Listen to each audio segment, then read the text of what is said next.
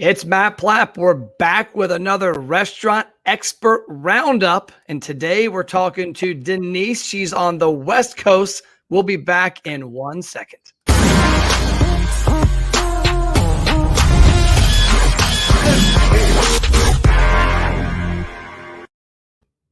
Okay, so you're on the West Coast. You're not in the heat wave. You don't have cicadas.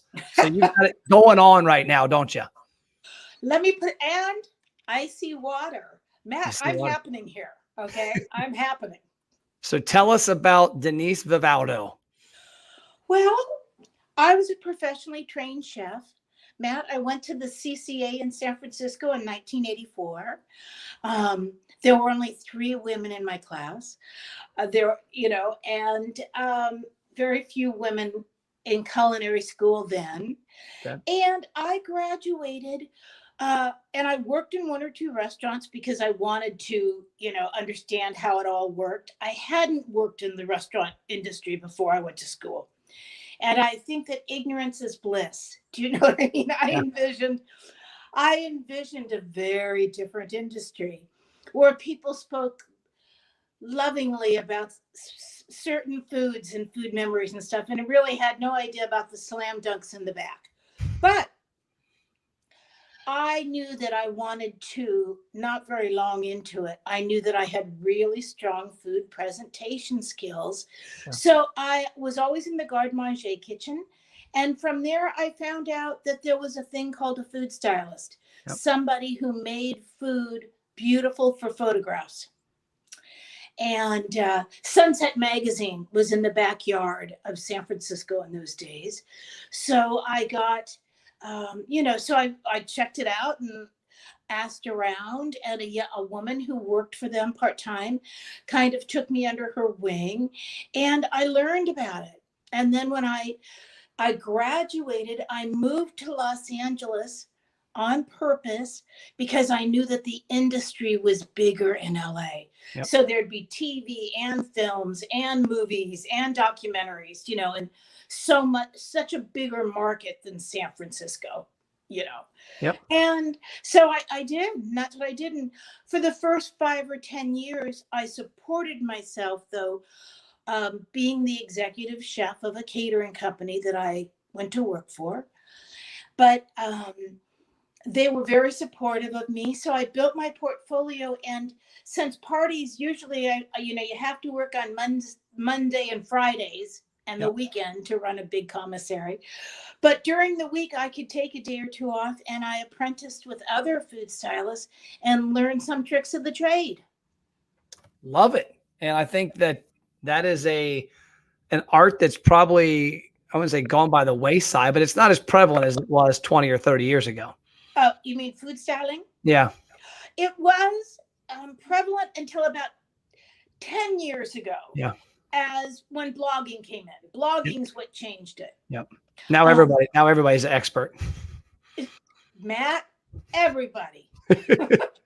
Everybody's a publisher. Everyone's an author. Everyone's, but I'm sure you get this all the time. All the people at dinner parties, especially, that will turn to me and say, well, I'm going to open my own restaurant. And you're sitting there and you try not to let spit out your food. Do you know what I mean? Because they're so naive as to what's really involved in it. You have to just wish them well and hope that wherever they get the money, the people that they borrowed it from don't have to pay it back. So on the photography side. Yeah.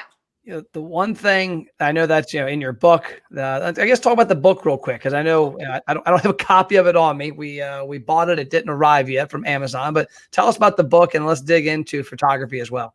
All right. Well, I'll tell you this, and you just mentioned it, Matt, the changes. When I first wanted to get into styling, there was absolutely no information. There were this many food stylists in the United States. You know what I mean? Really, up until blogging exploded 10 to 12 years ago, I worked LA. There were 2 or 3 other people. There were 2 food stylists in New York, 2 in Seattle. I mean, we all knew each other because we got all the jobs. Do you know what I mean? And that's with publishers. That was with TV stations. There weren't that many food stylists. So because of that, there wasn't any information out there. Now, what started to change is I've taught workshops for the last 18 years. So I started teaching workshops for bloggers when they showed up, authors of cookbooks, new students, people that wanted to create their own portfolio, chefs that just wanted better photographs for their restaurants. You know what I mean? Yep. So I started teaching workshops, and then we started seeing the explosion of people that came to them. Okay. And then there were photographers joining the workshops, which had never happened before because it was always two separate jobs. Kind of like in a restaurant, if you imagine that the chef could also be a maitre d'. Yeah. Okay. Be pretty hard to be in both places at once. Wouldn't go well either.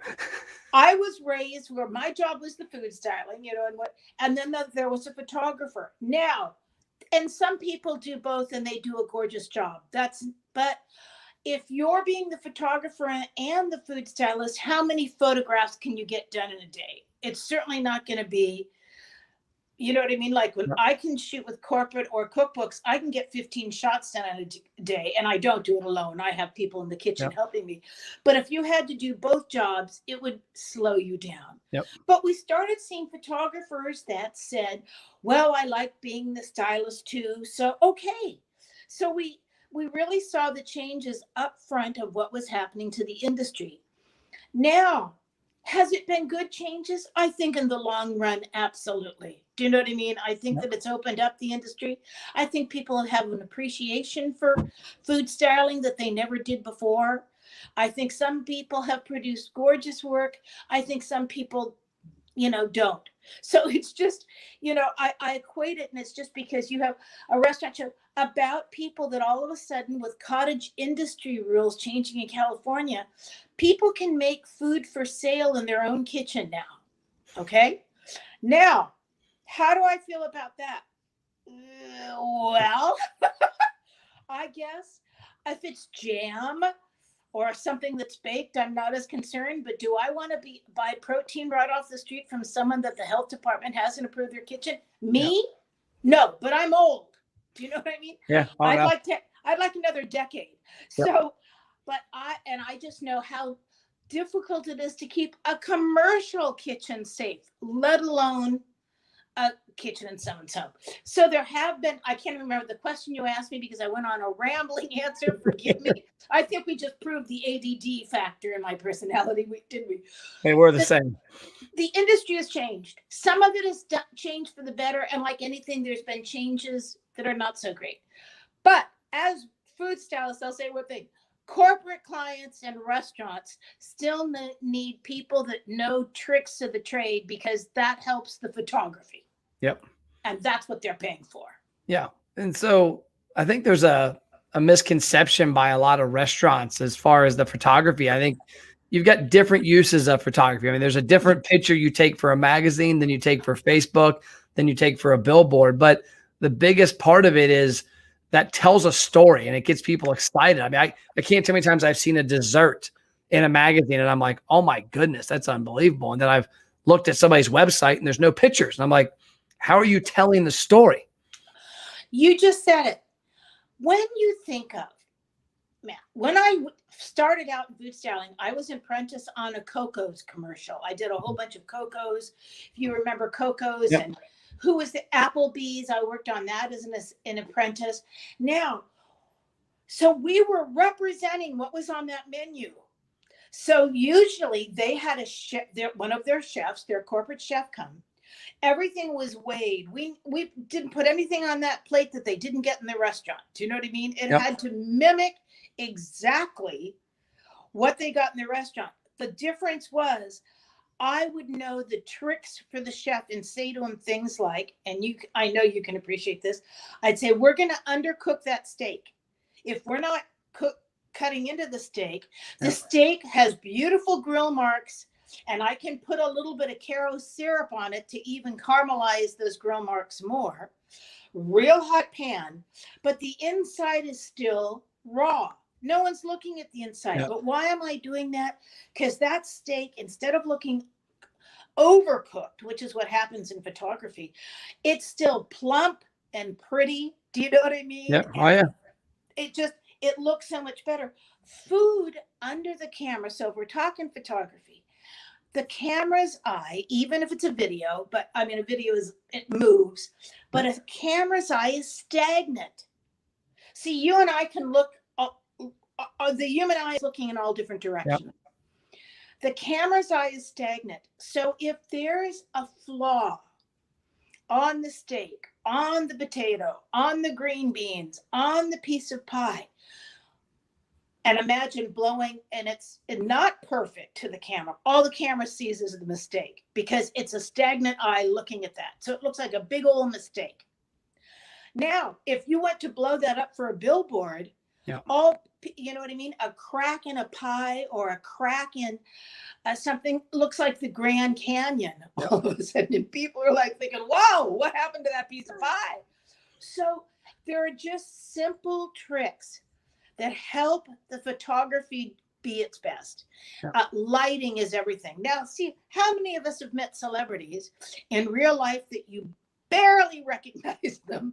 And then when they speak, you think, oh my God, well, they didn't have a makeup artist that day. They didn't get their hair done. They didn't use duct tape to pull back their jowls. God knows what, they didn't, they didn't, they're just natural. Well, and God bless them, it's their time off. But if you're in front of a big movie camera, do you want to look natural?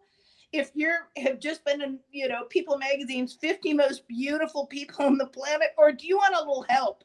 Yep. Oh, I need a lot of help here. You look good, Matt, but I also don't have my glasses on. So that's exactly. There's just the camera. You're trying to fool the camera. Okay, yep. That's what you're trying to manipulate. Think of brown food. Now, here's the example. You take beef stew, delicious, beef bourguignon. It could be in a French restaurant. It could be in a bistro. It could be in your hometown buffet. Beef stew, photographed, goes from this luscious looking, dish to like dog food in a moment. Yep. Now, what can you do immediately? Add some carrots, put some orange in there. You can deepen the color of the sauce with a little kitchen bouquet. You could add a little oil to that dish, and then all of a sudden the sauce nappies over that meat. Yep. Okay, so those are the things.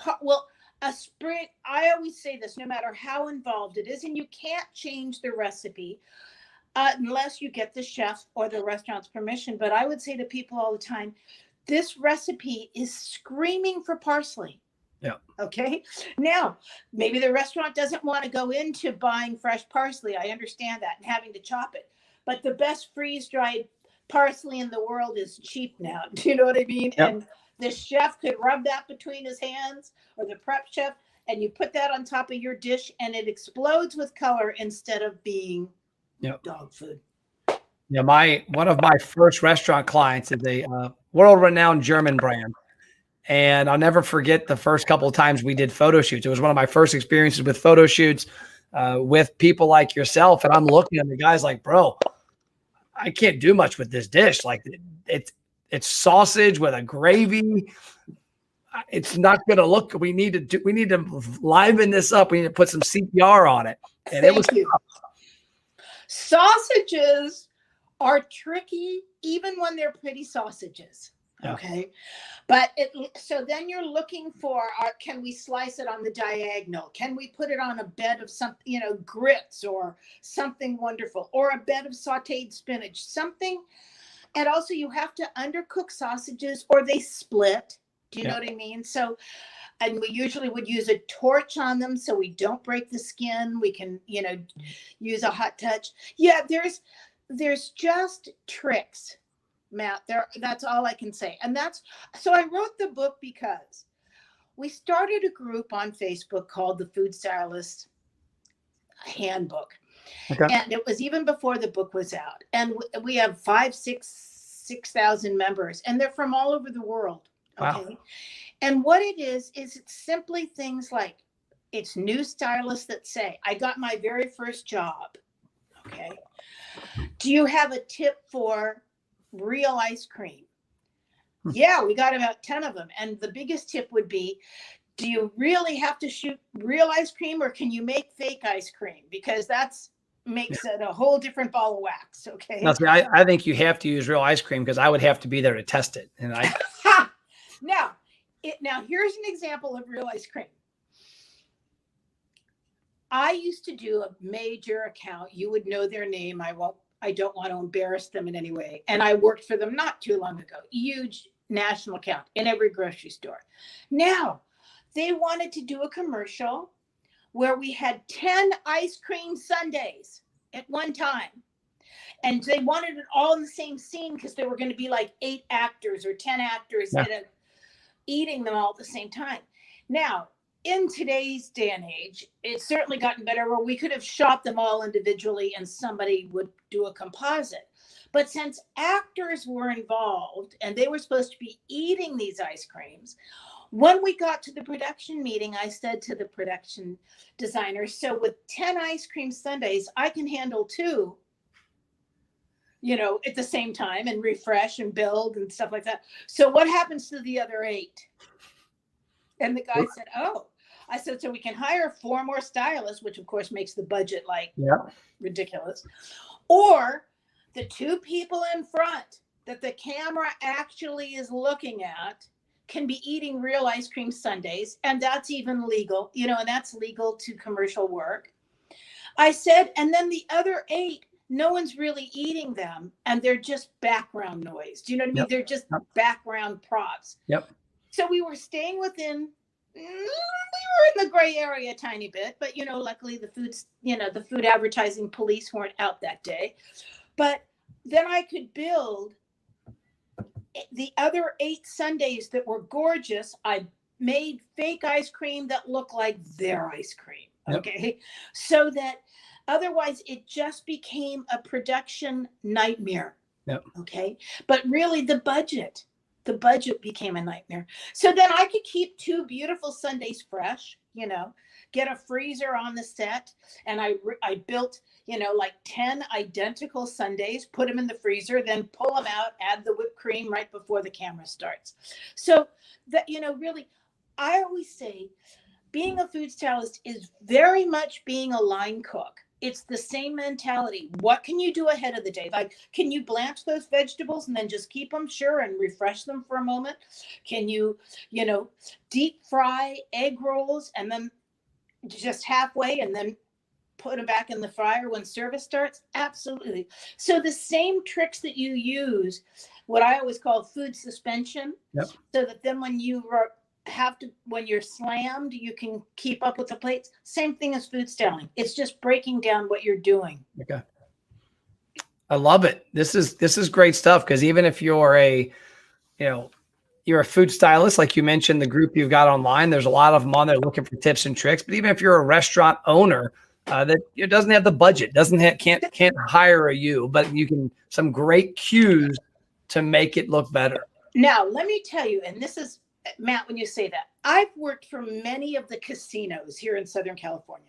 Okay. Well, we know how casinos are in the restaurant business. Bottom floor, it's a buffet. Okay. Second floor, you get, it's a little bit nicer. You get a little dollop of whipped cream on the, waffles that they serve you. Then there's the 3rd floor. Maybe it's just a steakhouse. Then there's the 4th floor, Italian restaurant. Okay. But when you get to that 5th floor, where it's the high roller money dining room, and they have, beautiful plates of food. I mean, as beautiful as you're going to get anywhere in the world. That's the chef who you want to do your food styling. Okay. Yep. So when I'd get to the 1st floor, those guys, they were busy. They were going to feed it 2,000 people that day. They slammed that food in 200 pans. I would just straighten and it would look better. Do you know what I mean? Yep. But also I couldn't make it so unrealistic that when people came to the buffet, they said, wow, this doesn't look anything like the pictures. But when I got to the 5th floor and I would meet this chef who was already using tweezers, who knew everything about, food breakdown and presentations, I might only have to tweak 1 or 2 things on their plates because they were already acting like a food stylist. Do you know Okay. what I mean? Yeah. They were picking the best food. They were not putting anything, not a sad piece of orange on the plate. They replaced the garnishes, stuff like that.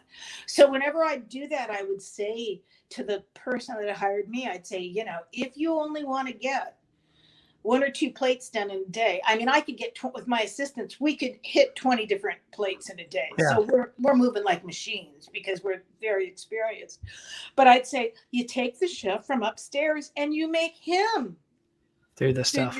Do the plates for the picture in the elevator. This guy's got the goods. He already knows what he's looking for. Do you know what I mean? So you're right. And that's where, what we hoped was that the book would help everybody on the spectrum. Just to create better photography and upgrade our industry. That's all we're ever trying to do. I love it. Unfortunately, I don't want to take up both of our day. I could sit here and talk with you for hours. I think we're both on permanent Red Bull, I think. Thank you so much for contacting me, Matt. I really appreciate it. You're welcome. Is your website the best place for people to reach out to? Oh, yeah. You got it up there, Denise Vivaldo Group. I have an email on it. They can just email me right off the website. There's a link, I think, to the classes that we teach. The books, my books are on Amazon.com under my name. So that's it.